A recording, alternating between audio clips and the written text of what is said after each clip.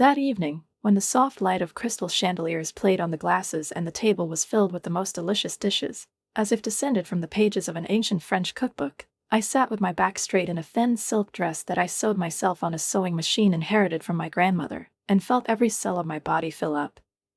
That tart tension that comes when you're cornered, but you refuse to look down.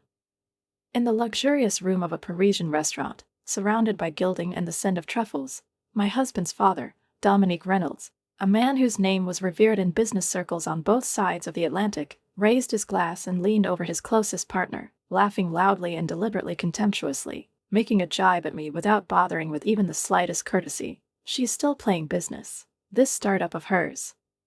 You can't even afford a normal office. His words sounded like the crunch of ice in a glass, soulless and cold.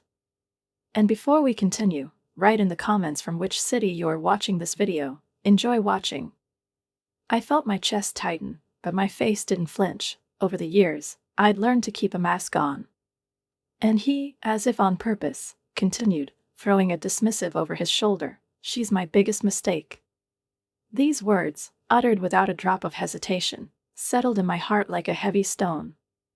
And suddenly, like a stage in a theater, Dominique's main client, a major investor and one of the most influential people in the European shoe industry, abruptly got up from the table. I slowly turned my head, and my eyes met his. He smiled. Actually, it was my daughter. My girl, my everything, my secret card, my ally in this cold world where old people with money believe that everything can be bought, even dignity. I smiled at her, and my father-in-law's face paled as if he had just been punched in the stomach, because he had no idea that I was pulling the strings. That this man, before whom he bowed, admiring his taste and capital, was in reality none other than the fruit of my labor, my love, my mind, and my investments.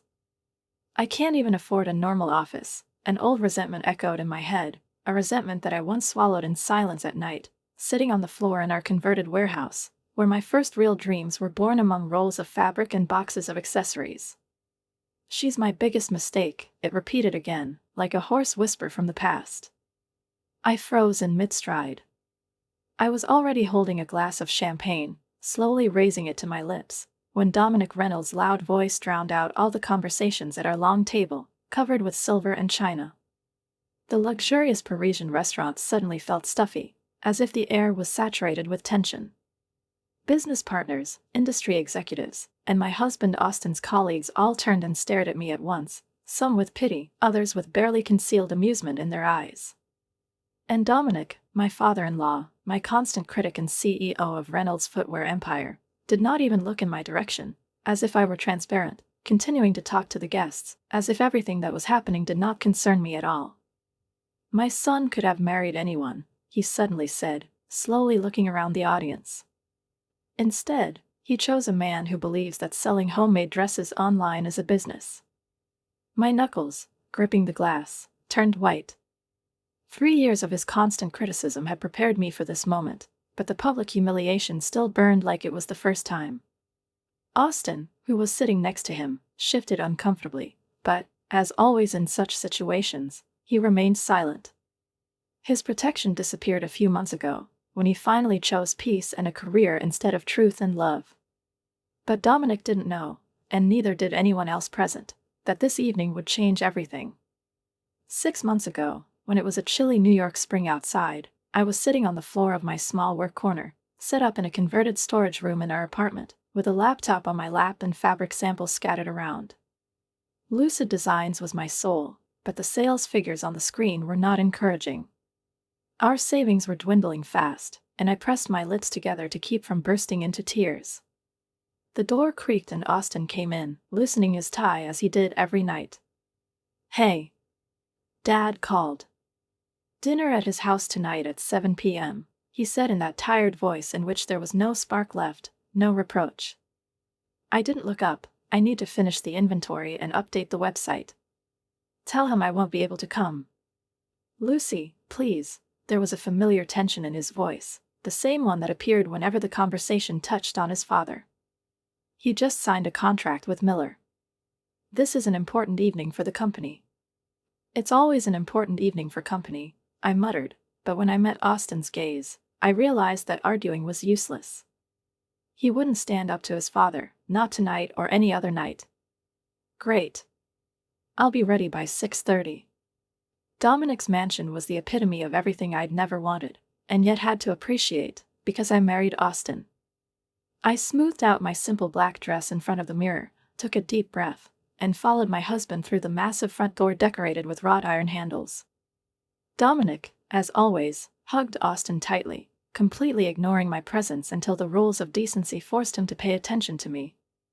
"Is Lucy still working on that little sewing project?" he asked mockingly.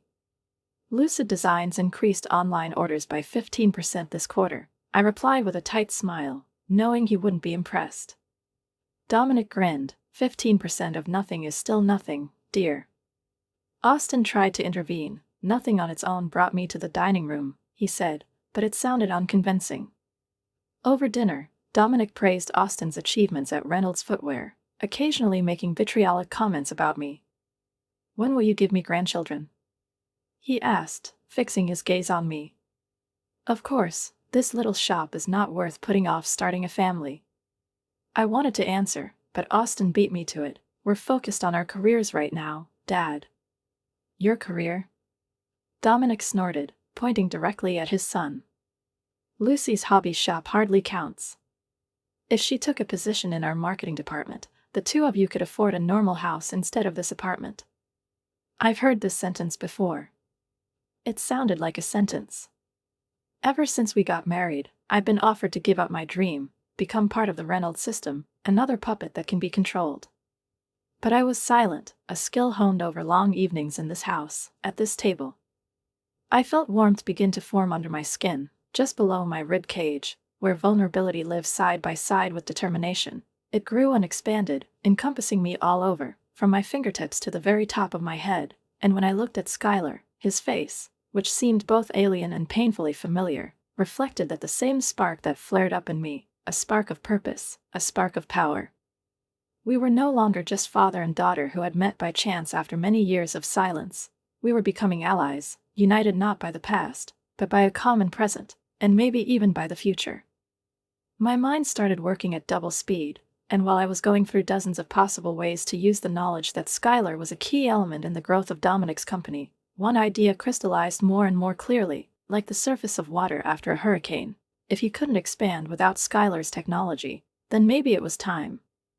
So that I can determine the rules of the game. I returned home late at night, careful not to wake Austin, but there wasn't a drop of fatigue inside me. On the contrary, I felt a surge of strength, as if someone had put a tool in my hands with which I could finally change my own fate. Austin was asleep, and his face, peaceful and slightly tense even in sleep, suddenly seemed vulnerable to me. I thought, if only he knew that his father was about to become dependent on a woman he had been humiliating, trying to break, and belittle for so many years. But I wasn't going to take revenge. I was going to regain my balance. In the morning, when he was pouring himself a cup of coffee, I watched the drops trickle down his fingers and said softly, "I think I should invite your dad to lunch." Austin looked at me in surprise, raised an eyebrow, and shrugged. "Whatever you say. Just don't expect him to be nice." I nodded and said nothing. I had dinner at our house, not in an expensive restaurant or in the Reynolds mansion, but in that modest but cozy space that he so often criticized. I set the table myself, a linen tablecloth, antique porcelain that I inherited from my mother, wine glasses that were given to me for the anniversary. I purposely placed several samples of my new collection right against the wall, without exposing them, but also without hiding them. When Dominic entered, a shadow of contempt crossed his face, but he quickly hid it behind a polite smile. Austin cracked his knuckles nervously. I served it on the table. We ate almost in silence. Then I got up, went to the window, turned around and said, "Dominic, I know about the contract with Davidson Tech Solutions." He froze. He placed the fork he was holding on the edge of the plate with extreme care. "And what do you mean by that?" "What is it?" he asked dryly. "It's just that I now know how dependent you are on them.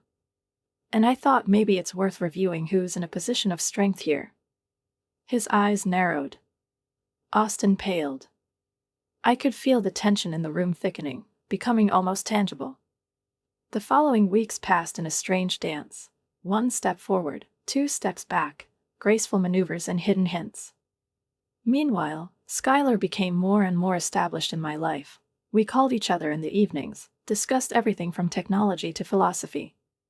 He told me about what it was like to build an empire from scratch, make a choice between family and ambition, and how his heart, no matter what, was always looking for me.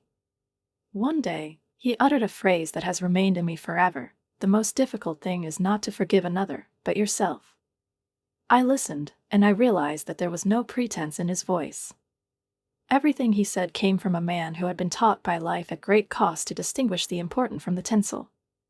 And every day I felt my own beliefs getting stronger, the pain that had accumulated over the years going away, and how I was gaining new roots, not because of the Reynolds family, but in spite of them. When Skylar suggested inviting Dominic to a meeting, informal, without ties and pathos, I hesitated, but agreed. We met in Skylar's office, a simple but vibrant space. Dominic came in first, then me. He immediately realized that he had not come to visit, but to negotiate. Skylar didn't stand on ceremony. Dominic, we know that without our platform, your expansion plans are doomed. We are ready to cooperate, but on new terms.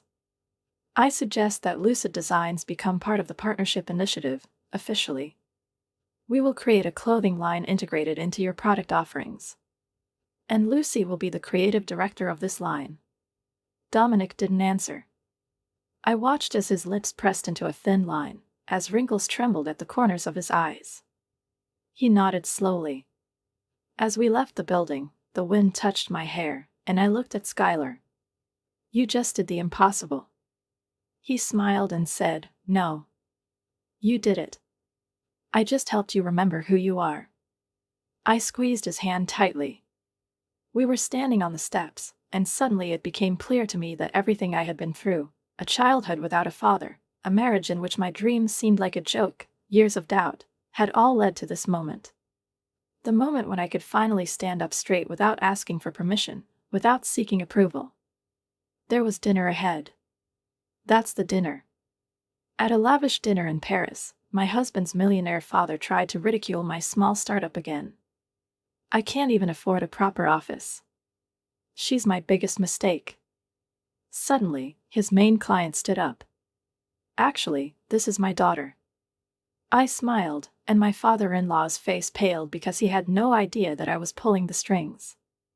That same day, as the sun, tinted in copper and amber hues, was sinking, my father and I, 2 people who were once just strangers, connected only by blood, and now have become allies, were sitting in a quiet corner of a diner, so unremarkable that even the sounds behind at the windows seemed muffled, as if the universe itself had decided to provide us with a safe haven to discuss what would change everything.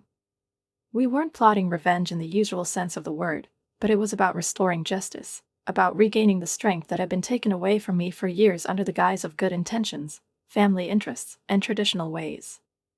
We were going to methodically, without noise, without confrontation, like chess players, take apart Dominic Reynolds' empire, not challenging, but offering a partnership that hit a cold calculation, and he, Dominic, did not realize that in this game he was not the king at all, as he probably used to think, but only just a pawn, mobile but easily replaceable, controlled by someone else's hands.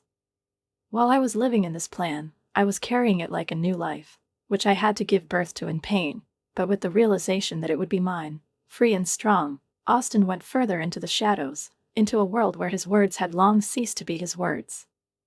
It started with little things, with almost imperceptible changes. He stayed late at the office, returned later than usual, held long conversations with his father, hiding behind closed doors, and every time I tried to talk to him about the future, about our dreams, about how we once wanted to live, he seemed it was fading, disappearing before my eyes, losing its shape. His defenses, the same ones that had once seemed like a fortress to me, weakened, crumbled, until they disappeared completely, like old plaster from a wall, revealing a cold concrete of alienness beneath them.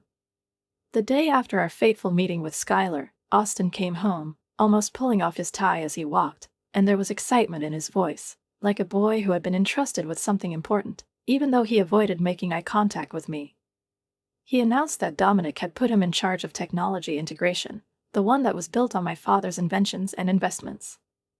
I, suppressing a sudden wave of anxiety, said, "That's great," but she didn't lose sight of how he turned away, how he poured himself whiskey, as if wanting to wash something off, to muffle it.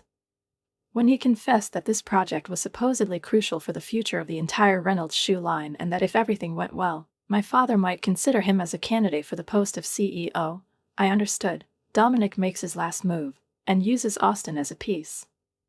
What about us? I asked. We said we wanted to start all over again, away from his influence. To buy a house where everything will be ours, not his. He answered briefly, with restraint, "This is a chance, Lucy. A once-in-a-lifetime chance. We need to focus on that now." And then, with a distinct pain in my heart, I said, "You say you need to. What do you want? Or don't you think for yourself anymore, Austin?" The argument flared up like a flame on dry twigs. We said harsh words, sharp, hurtful words, words that could not be returned or made up for later. At night, he slept in the guest room, and I, lying alone, felt a distinct emptiness, not only next to him, but also inside myself, because now I finally realized that the man I was marrying had disappeared. In his place, there was only a shadow, carved according to the patterns of his father's ambitions. While Austin delved into the project, I held on to lucid designs like a rope over a precipice, while at the same time plunging headlong into the study of finance and strategy at Reynolds Footwear.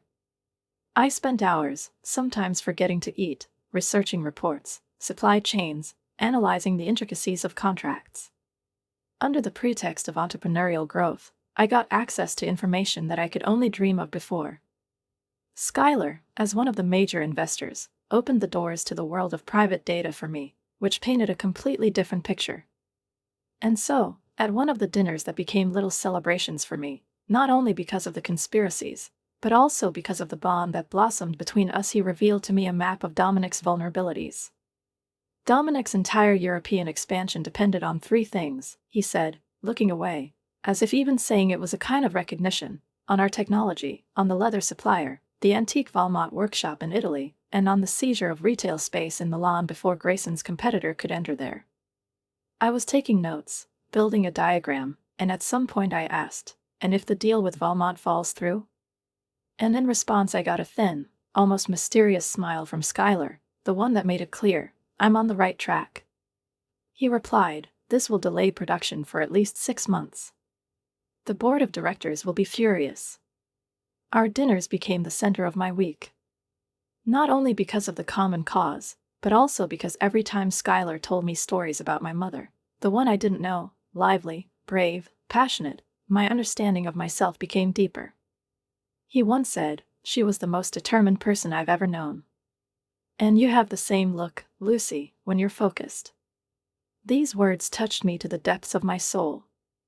Sometimes I found myself wondering if I was using Schuyler to get revenge.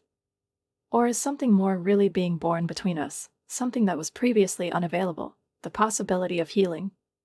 But whenever Austin came home later, when he started sentences with the words "Dad thinks," as if it freed him from the need to think for himself, my resolve became harder, like metal tempered in fire. 3 weeks after the start of our strategies, Austin announced that there would be another dinner, the very family dinner where Dominic wanted to celebrate the success of the first stage of technology integration. I just nodded. "You should be there," he added. I agreed without hesitation. He was surprised. He didn't know that I had already arranged to meet Schuyler before this dinner. "The timing is perfect," Schuyler said when I told him about the meeting. As always, he was one step ahead. "I have scheduled a meeting with Gene Woolmont for tomorrow. He's been unhappy with Dominic's business practices for years. But there was no alternative, until now." "Until now," I echoed, feeling a growing anticipation throb in my temples. Schuyler looked at me with kind pride. "Your projects are exceptional, Lucy. Valmont will be happy to work with someone who understands the value of true craftsmanship." There were more people than usual at the dinner at Dominic's mansion, and from the very beginning it seemed to me that there was something more in the air than just a family celebration: tension, breathless expectation, as if everyone present felt that something important was being decided today. Members of the board of directors, key executives of the company and their well-groomed spouses, dressed in couture outfits, filled the spacious dining room, where every element of the interior, from sparkling crystal on chandeliers to immaculately ironed tablecloths, seemed to remind who owns this luxury. I sat next to Austin, trying not to betray my inner detachment, while he politely but absently responded to the routine remarks thrown at him from all sides, and I watched as Dominic, like an experienced conductor, controlled the attention of the entire room. His charm and attractive confidence instantly mesmerized those whose opinion mattered, at the same time leaving out those who, in his opinion, were below him in rank. And I saw it clearly when a young assistant approached him, a woman about my age, with a folder of documents in her hands. She was obviously in a hurry, maybe she was delayed, and there was anxiety in her eyes, mixed with hope that she had managed to do everything on time. Dominic took the folder, ran his eyes over the diagrams, and in the next second his face contorted with anger. "These predictions are completely wrong," he barked, his voice like a whip through the silence. "Are you trying to make me look incompetent in front of the board of directors?" Everyone froze, and the poor woman turned pale and then pink with humiliation. "I'm sorry, Mr. Reynolds," she whispered. "I'll fix this right away." Dominic grinned, his grin cold and cruel. "Don't worry," he said, giving her a scornful look. "Austin, fix this mess and next time find someone who knows the basics of mathematics." The young woman stepped back, lowering her head, and I saw her blink convulsively, trying to hold back tears, while Austin wordlessly took the folder from her without even looking at her face. Later, I went out into the hallway to breathe in some fresh air and try to calm the anger that was boiling in my chest, and there, against the wall, I noticed her. She was still in shock, her eyes were red, and her fingers were clutching the phone as if it was her only protection. I walked over and handed him a napkin. "He does that to everyone," I said softly. "It's not about you." She looked up and, recognizing me, said, "You're Austin's wife, right?" I nodded. "My name is Lucy." "He used to be different," she whispered. "Austin. When he was just starting out, he rebuffed his father when he allowed himself to treat the staff like that." Her words were like a knife, not because I didn't know, but because they reminded me of what I was trying not to notice. Austin didn't just help his father, he became him. The next morning, I met Skylar and Jean Woolmont at a small cafe in the city center. The cafe was cozy, with the smell of freshly roasted coffee and old wood, and the simplicity of the setting contrasted with the weight of the meeting. Valmont, an elegant Italian man in his 60s with noble gray hair and attentive eyes, spread out my portfolio in front of him, flipping through the pages with such care, as if they contained something more than just sketches of shoes. "Your approach to combining modern design with traditional craftsmanship is fresh," he said in perfect English with a musical accent. "But can you handle the scale I'm working with?" "What is it?" he asked, looking up at me with a penetrating gaze. "That's where I come into the game," Skylar interjected softly, his voice calm, but there was calculation behind that confidence. "I am ready to finance the expansion of Lucy to meet your production needs." Woolmont looked between us with mild interest, but no longer with wariness. "What if my agreement is with Reynolds?" he began. I answered right away, not letting him go into doubt. "Their exclusivity clause expires next month," I said, and at that moment, all my preliminary work, the nights spent studying contracts and corporate documents, paid off. "After that, you can sign contracts with other partners." He nodded slowly, as if considering all the risks. "Dominic Reynolds won't be happy," he warned. I met his gaze, firmly and calmly. "Mr. Woolmont, I offer better conditions, more creative freedom, and a partnership that values your expertise. Can Dominic say the same?" 2 hours later, I received my first major supplier, the one Dominic was counting on to build his European expansion. The chess piece shifted, and that was the beginning of his defeat. A few days later, Woolmont officially notified Reynolds Footwear that they would, of course, fulfill the current order, but would reduce their commitments for the upcoming season, which caused a storm at the company's headquarters. When I got home, Austin was sitting at his laptop, his face tense, his fingers darting over the keyboard, as if he was trying to save not just a project, but all that remained of his independence. What's wrong? I asked, maintaining an expression of sympathy, even though satisfaction was spreading inside me. Supply chain issues, he muttered, without taking his eyes off the screen. Dad's going to explode when he finds out. I put my hand on his shoulder with a soft, almost maternal tenderness. I'm sure you'll figure it out, I said, and as I left, I felt the first thread that held Dominic's carefully woven empire begin to unravel. That evening, I received another order, this time from the Elise Boutique in Chicago, and I stared at the laptop screen in disbelief, not immediately believing my eyes. This was their third wholesale purchase in a month.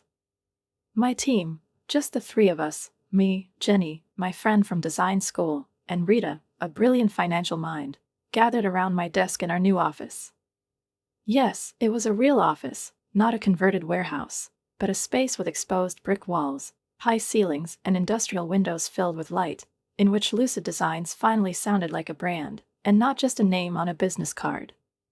And look at these online metrics, Rita said, pointing to the dashboard. Traffic has grown by 213% since the announcement of the partnership with Valmont. The fashion industry started paying attention. Valmont Leathers, a supplier of luxury brands worldwide, became a partner in my small hobby business. No one except Skylar and me knew that he was behind it, that he was the one who anonymously invested enough capital so that I could rent an office, hire a team, and build the foundation for a real company. The investment firm called again, Jenny mentioned casually, flipping through the diary. They want to schedule another meeting about possible support for your fall collection.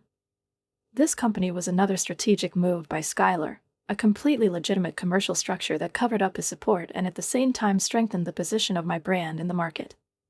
Dominic put down his knife and fork, his eyes flashed with a cold metallic gleam, in which irony could be discerned, barely restrained rage could be seen through the mask of polite diplomacy, which he immediately directed at his wife, casually throwing, "Honey, you seem to get your news from glossy magazines for housewives."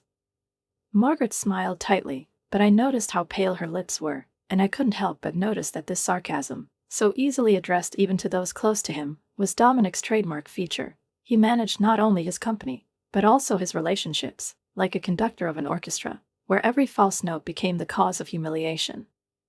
Austin, sitting across from him, looked down at his plate, clearly afraid that any careless word could turn this dinner into a battlefield. I, on the other hand, seemed to be both inside and outside of this scene, a silent witness and participant, secretly hatching my plans.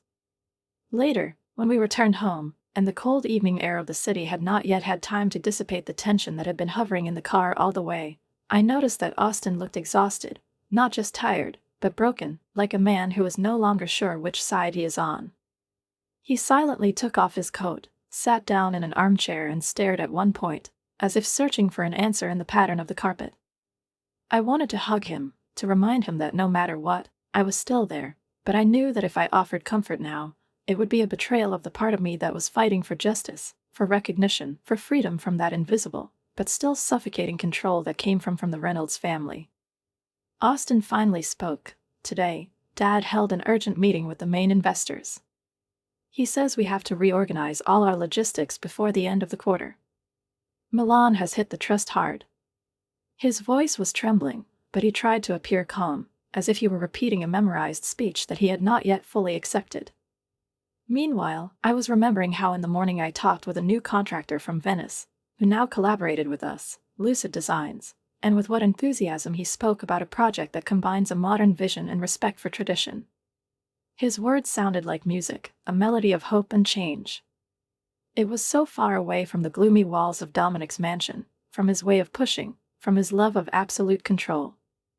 The next day, Jenny, Rita, and I held a meeting with representatives of the Antwerp fashion house, who expressed interest in our spring collection. Rita did not hide her joy, and Jenny, always restrained, even allowed herself a short laugh when it came to the design of the new bag that we had been working on at night.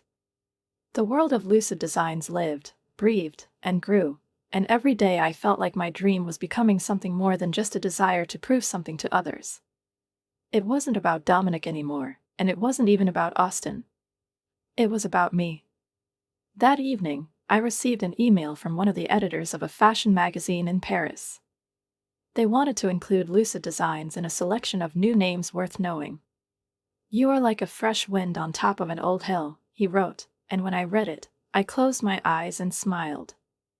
I felt neither triumph nor gloating. I felt at peace.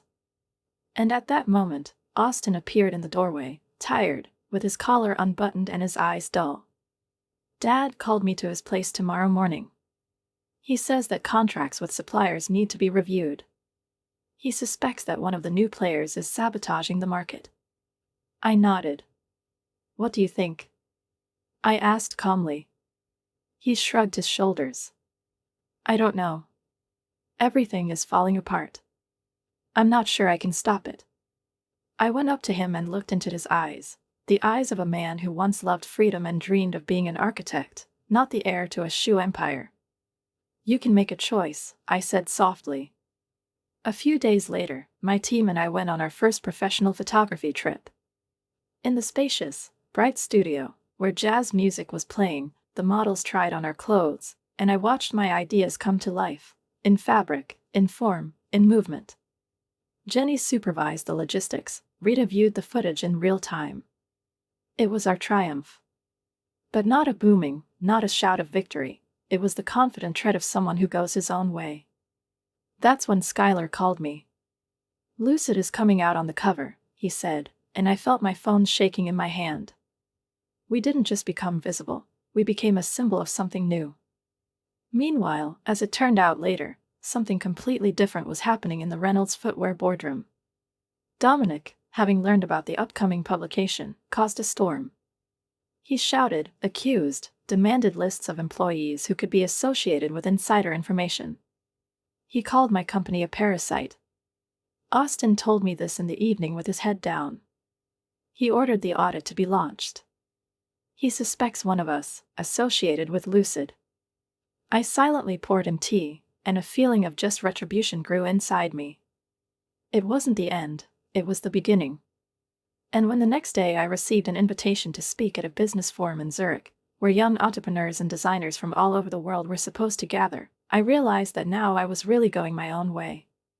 The path was paved with hard work, betrayal, and disappointment, but it was mine. I didn't know what Austin would say when he found out about the trip. I didn't know where we'd end up. But I knew I wasn't afraid anymore.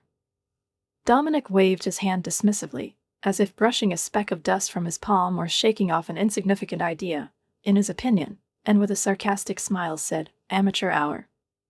They will go bankrupt within a year." His voice sounded with the same self-confident intonation with which an experienced hunter ridicules a naive youth who first went out into the forest. He seemed to enjoy his own contempt, as if it gave weight to his words and strengthened his power at this richly set table, where food served only as an entourage for the battle of wits and ambitions. "Real estate in a trendy neighborhood requires serious capital and connections," he added, and his tone took on a condescendingly educational tone, as if he were explaining elementary arithmetic to a schoolgirl who decided to argue with a professor. I sipped my wine, trying to hide an involuntary smile that suddenly wanted to celebrate my little inner victory. "Sometimes small operations can be more flexible," I remarked, allowing myself a slightly firmer intonation than before, and looking into his eyes. "Less bureaucracy that slows down decision-making." His gaze, sharp and wary, fixed on me like a spotlight on an actress who dared to improvise on stage without the director's approval. "Is this business advice, Lucy?" His voice was low, almost velvety, but there was a threat in it that didn't need to be raised. "Given your extensive experience in managing a successful company," he continued with icy irony, which used to paralyze me, but not anymore.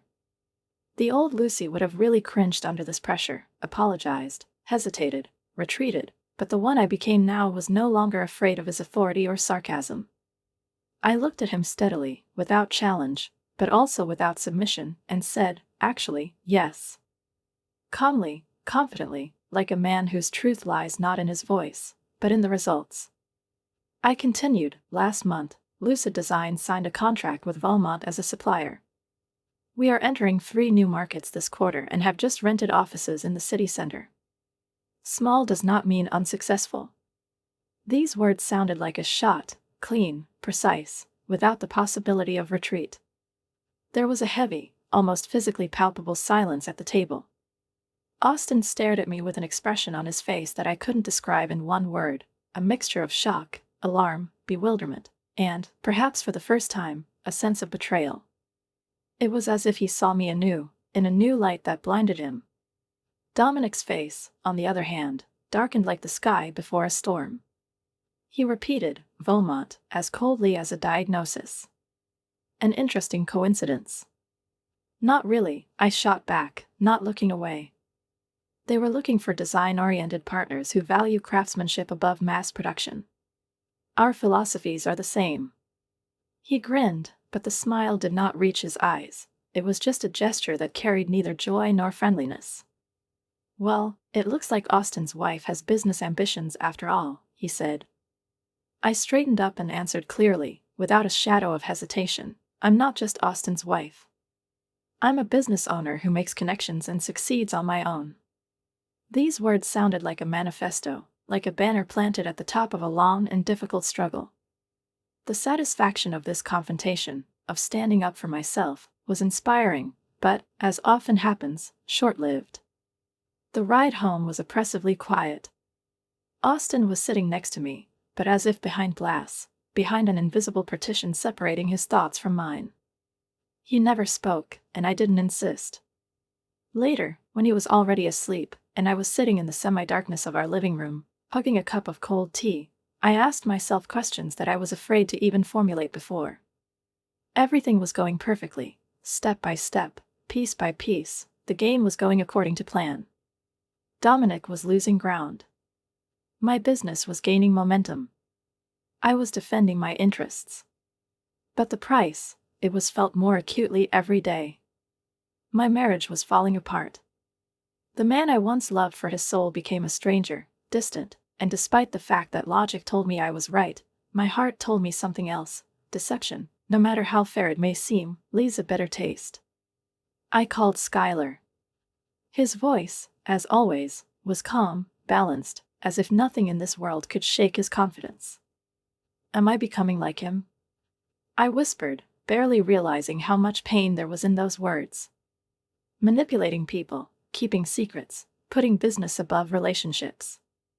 Skylar didn't try to convince me, he didn't say empty compliments. He only said softly, "The difference is that Dominic never questions his methods. And you doubt it. That's what makes you different." His words brought relief, but not for long. Watching Austin toss restlessly in our bed, letting out involuntary sighs, I wondered if the justice of losing the life I once so desperately wanted was worth it. Morning light filtered through the translucent curtains, touching Austin's face when he finally returned late at night. He was sleeping next to me, but the distance between us felt like a mile. When my phone vibrated on the bedside table, I automatically reached out to check the message from Skylar, but at that moment Austin's phone rang. "Dad," he said dryly, holding the phone to his ear. He immediately sat up in bed, fully awake. "Yes, I can talk," he said, and went into the living room. I pretended to be asleep. Half an hour later, he returned. His face became unreadable, as if he had closed the door inside himself. "Next month, the Pope is organizing a major event in Paris," he said with detachment, as if he were reporting not the news, but the weather forecast. He announced the celebration of Davidson Tech's partnership and expansion in Europe. He wants us both to be there. I blinked, surprised by the suddenness. "Both of us?" I asked again. He specifically asked me to come. In fact, he insisted. He said it would be ugly if I came without my wife, especially since other leaders bring their spouses. His tone was cautious, as if he didn't fully understand what it was all about. It was a good moment and a suspicious one at the same time. Just 3 weeks ago, Skylar dealt a critical blow to Dominic's supply chain by staging a labor dispute at a key factory in Austria. The shares of the Reynolds Shoe Company collapsed by 12% in one day. "Why is Dominic having a party now?" I asked, trying to keep my voice casual. "In 2 weeks on Friday. We're leaving on Thursday morning and we'll spend the weekend at the Gorvie Hotel." Austin looked at me carefully, intently. "Is this consistent with your suddenly increased work schedule?" "What is it?" he asked suggestively. I paused and answered calmly, "I'll make it work." Later that day, I met Skylar at our usual cafe, a cozy corner with wooden paneling and soft light, where the aroma of freshly roasted coffee always seemed especially intense, and the world seemed to slow down at least a little. We were sitting at our favorite table by the window, through which we could see a quiet street with slowly passing passers-by and rare cars.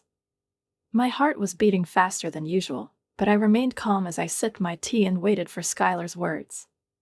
"This is not a holiday," she said at last, laying out a neatly folded document in front of me. Her voice was steady, but there was an anxious note in it. "This is nothing more than damage control." Dominic gathered his leading investors to demonstrate that his great European expansion continues, despite a series of recent and painful temporary defeats for the company. I unfolded the paper, peering at the names of the guests and the logistical details. "So I'm invited as his technical partner?" I asked, without taking my eyes off the list. Skylar nodded.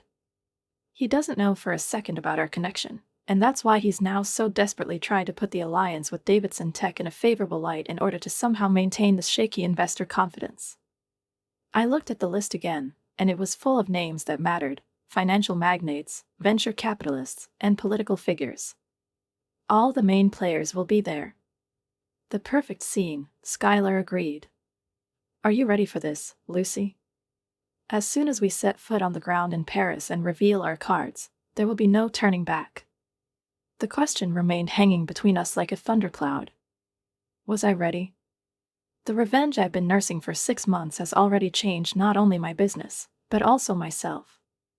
She gave me strength that I hadn't even imagined before, but at the same time she took away a part of the woman I once was. All this time, I was getting closer to Dominic step by step, watching as his confidence was shaken and his reputation was bursting at the seams, but he still stood there, stubborn, proud, unbroken. "I'm ready," I decided firmly. But there was one problem, and the name of that problem is Austin. The following days passed in a strange internal struggle. I got up every morning with the intention of telling him the truth. And every night she went to bed, remaining silent. Austin was still my husband, and I really loved him once. And, to be completely honest with myself, some of that love hasn't completely disappeared. But the man who now lived under the same roof with me was more like Dominic than the Austin I married: gentle, attentive, and real. A week before his departure, he returned home later than usual, holding in his hands a neat blue box tied with a silver ribbon. "An early anniversary present," he said, slightly embarrassed as he placed the box on the kitchen table between us. I opened it, and inside was a delicate silver bracelet, every detail of which was executed with grace and restrained elegance.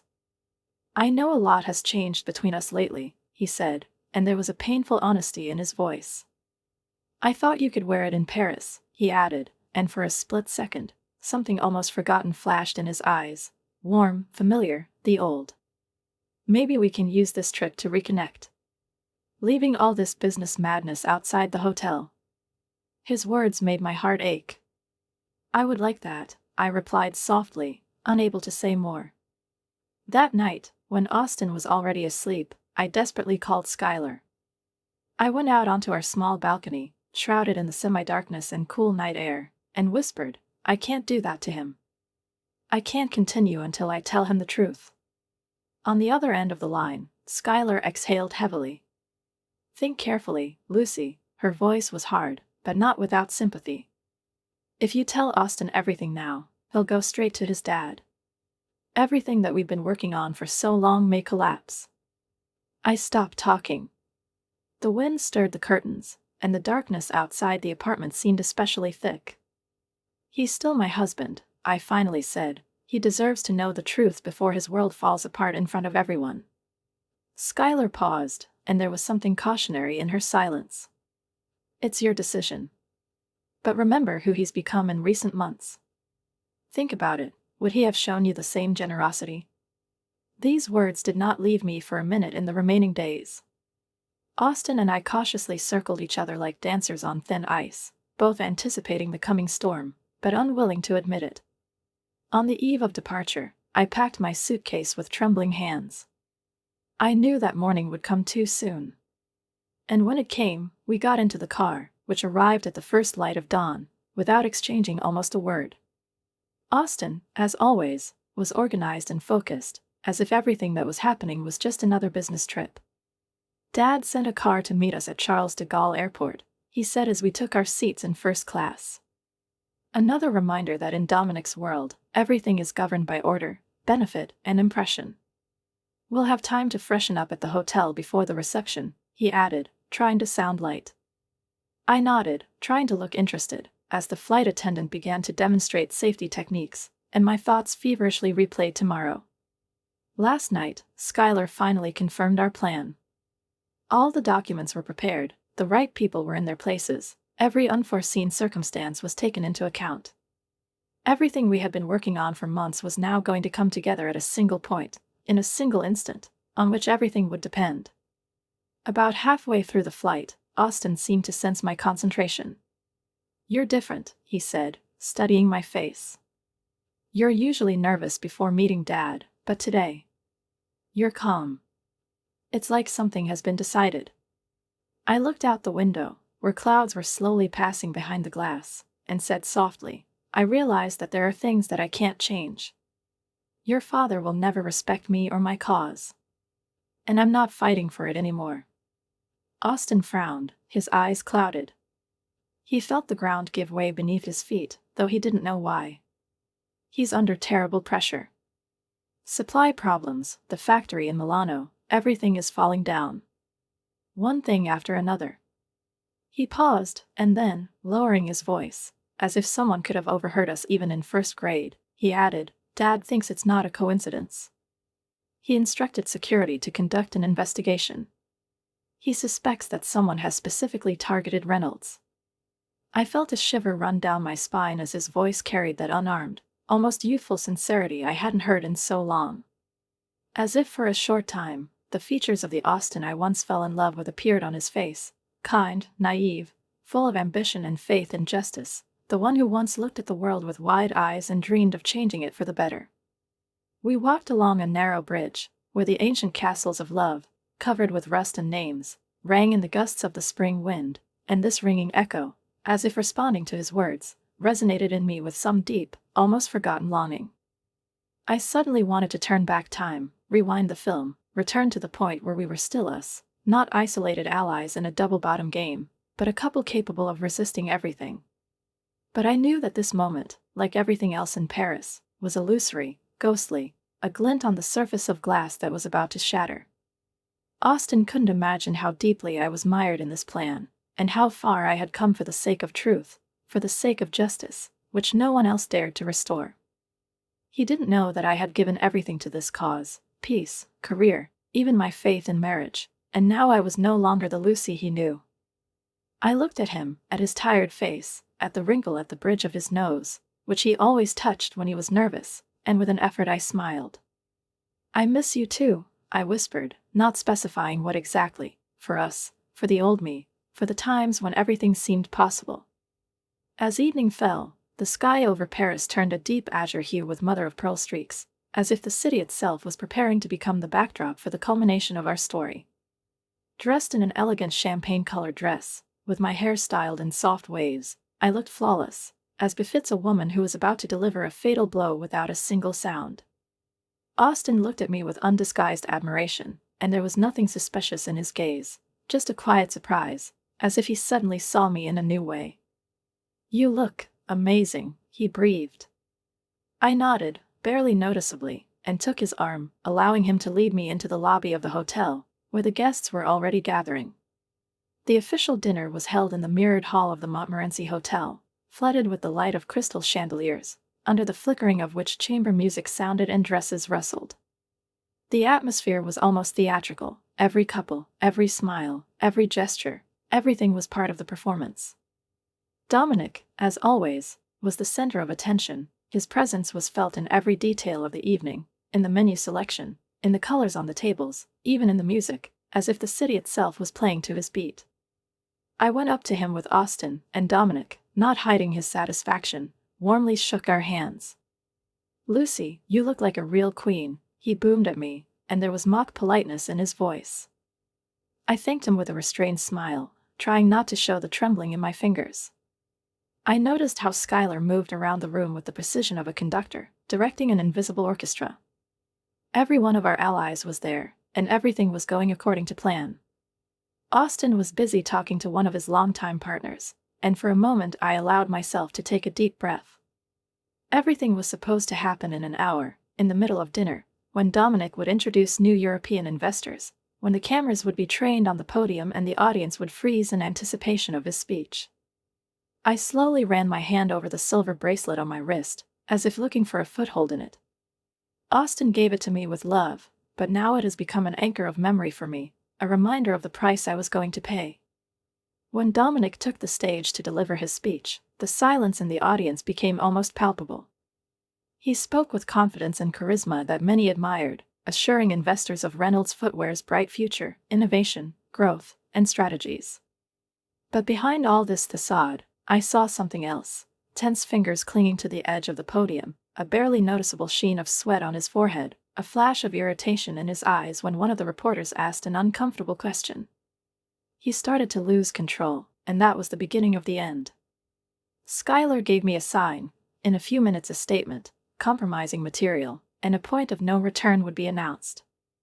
All the documents, all the transactions, the fake agreements, everything that Dominic had been hiding for years would come out like an abscess. At that moment, Austin came up to me, his face pale. "Did you know about this?" he asked, pointing at his phone. There was breaking news on the screen, a federal investigation into fraud at Reynolds Corporation, with his father's name in the headline. I looked at him, and my heart sank painfully. It was a moment that I had rehearsed, but I never imagined what it would actually be like. "Yes," I said simply. His eyes widened, first in surprise, then in pain. "Did you know?" I nodded. He took a step back, as if a chasm had suddenly opened between us. "Why didn't you say anything?" His voice was hoarse. I opened my mouth, but I couldn't say a word. At that moment, Dominic came down from the stage, and when he saw the expression on his son's face, he realized that something had gone wrong. His eyes darted to us, and for the first time, I saw uncertainty in them, fear. A pause, silence, a heightened sense of the present. And then Austin turned to me. "You arranged everything, didn't you?" He understood everything without words. Everything that was left between us crumbled like ashes. I held his gaze, not allowing myself to flinch or look away, even when this blow, as low and mean as a hairpin's point in the solar plexus, escaped from his mouth and hung in the air, causing a barely noticeable sigh that ran across the faces of the nearest guests, like a light breeze skimming the surface of a frozen pond. I didn't have to look around to realize that Austin had paled. I could feel him tense next to me, as if his body had involuntarily responded to a betrayal that he might have guessed in the depths of his soul, but never dared to voice even in front of himself. I slowly put my fork on the edge of my plate, as if every gesture could assert my dignity in this moment of public humiliation, and said in a restrained voice, without high notes in my voice, "If you gave business at least half the insight you spend on trying to control your loved ones, Dominic, maybe Reynolds Footwear would not be in such a precarious position." The silence that followed these words was almost physically palpable, like a dull wave passed through the hall, and everyone present briefly held their breath, trying to figure out if they had just witnessed the beginning of the empire's destruction or its rebirth. Dominic stood motionless, like a rock hiding volcanic fury, his eyes glittering, but not from the champagne, from the desire to crush me, as he used to crush competitors, leaving not even a trace of their former ambition. Austin reached for my elbow, perhaps to stop me, smooth me out, turn the conversation around, but I pulled away with a barely noticeable movement of my shoulder. "It's too late. Everything has been said." And I wasn't going to back away. "You think I don't deserve any of my achievements," I continued, my voice firm but not raised, "and it's this fundamental misconception of yours, Dominic, that has caused you to lose control not only of the market, but also of your own family. You have raised a son who is afraid to live his life, and a wife who once chose freedom over your last name. But you couldn't handle me, you couldn't put me in a frame where a woman is just a shadow of a man. And now you're afraid." He wanted to say something, his lips parted slightly, but then he fell silent. Perhaps for the first time in many years, He realized that he wasn't in control of this conversation. Someone at the next table awkwardly cleared his throat. Someone lowered his eyes into a glass, pretending to admire the play of bubbles. Austin lowered his head, his palms resting on his knees, clenched to white joints. He didn't interfere. He understood as well as I did. There was no room for family reconciliation or careful compromises. Everything that was untold has now been laid bare. Lucy, Dominic finally spoke, quieter but with the same dangerous coldness in his voice. You think this showpiece scene will give you an advantage. But you forget who I am. I'm not just the founder of a company. I am her essence. Her spirit. Reynolds is nothing without me. I straightened up and answered, that's why she needs to be saved. From you. His eyes narrowed, and I realized that in that second he was ready for anything. But he didn't say anything. He turned and walked away, his back, a tense line under his expensive jacket, disappearing behind the curtain that separated the main hall from the inner gallery. For a moment, it seemed to me that the noise had returned to the room. Forks were clattering on porcelain again. Quiet voices began to speak. Austin still wasn't looking at me. I got up slowly and, without looking back, went to Skylar, who was already waiting at the exit. His eyes, full of understanding and approval, greeted me as I approached. He nodded, as if to confirm that everything was in place now. We left the room in silence, leaving the evening behind us in the rustle of expensive dresses and the clink of half-drunk champagne. Outside, the air was cool and fresh. It smelled of blooming lime trees, and somewhere far away, beyond the horizon of the evening sky, the city continued to live its own life, unknown, far from the drama unfolding within the walls of an ancient castle. We got into the waiting car, and Skylar asked, "Are you ready for the next step?" I nodded, feeling a strange calmness build up in me, as if after a storm, when the sea has not yet subsided, but you already know that the coast is close. There were changes ahead of us, perhaps battles, perhaps victories, but most importantly, everything was happening on my terms now. Austin stood up abruptly, his chair sliding back with a dull creak, attracting the attention of nearby guests. "Dad, that's enough." His voice sounded harsh, almost pleading, as if he was trying to stop an impending storm. Dominic, without losing his composure, challenged him, raising his voice, "Is that so?" He looked around the room, as if seeking support from those present, and continued, "Your wife has systematically obstructed our expansion plans, while her own business is mysteriously thriving. Open your eyes, son." Silence fell at the neighboring tables. The guests, forgetting about their conversations and glasses, watched the unfolding drama with ill-concealed interest. Dominic turned to Austin without slowing down. "Do you know who your wife is, Austin?" "My biggest mistake. I should have banned this marriage the moment you brought home this treacherous climb up the social ladder." "That's enough, Dominic," a voice said from behind us. Skylar Davidson was standing there, his expression cold and reserved. "This is a personal family matter, Skylar," Dominic said dismissively. "The business discussion can wait until tomorrow." "On the contrary," Skylar replied, standing next to me. "It's pretty much my business." Dominic's eyes narrowed. "What are you talking about?" Skylar clearly stated, "Lucy is not undermining your business through corporate espionage or adultery. She does this with my full knowledge and support." There was complete silence in the room, and all semblance of privacy was lost. "In fact," Skylar continued, putting a protective hand on my shoulder, "this is my daughter." "You're insulting." The words were like a physical blow. Dominic took a step back, his face pale as he looked at both of us, suddenly seeing the similarities that had been between us all along. "Your daughter," Austin whispered, looking at me with dawning understanding. "Yes," I confirmed, gazing into his eyes. "I only discovered it myself 6 months ago." Dominic recovered quickly, his shock replaced by calculation. "It doesn't change anything about our partnership, Skylar. Family sentimentalities should not interfere with business." "On the contrary," Skylar replied calmly. "I am terminating all technical support for Davidson at Reynolds Footwear, effective immediately. Contracts, as you will find in Section 16B, are subject to termination under certain conditions." This is absurd, Dominic muttered, losing his composure. You can't. I think the board of directors will be particularly interested in the evidence of workplace harassment that we have documented, Schuyler continued. Not to mention the creative accounting for Asian production costs. Dominic's face turned an alarming shade of red.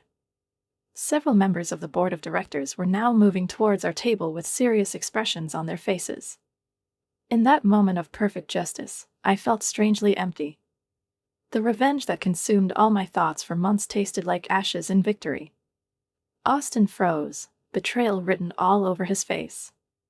You planned this, he said softly. Yes, I confessed. There was no point in lying now.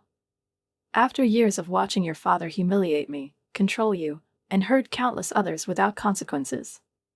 The pain in Austin's eyes was more intense than I expected.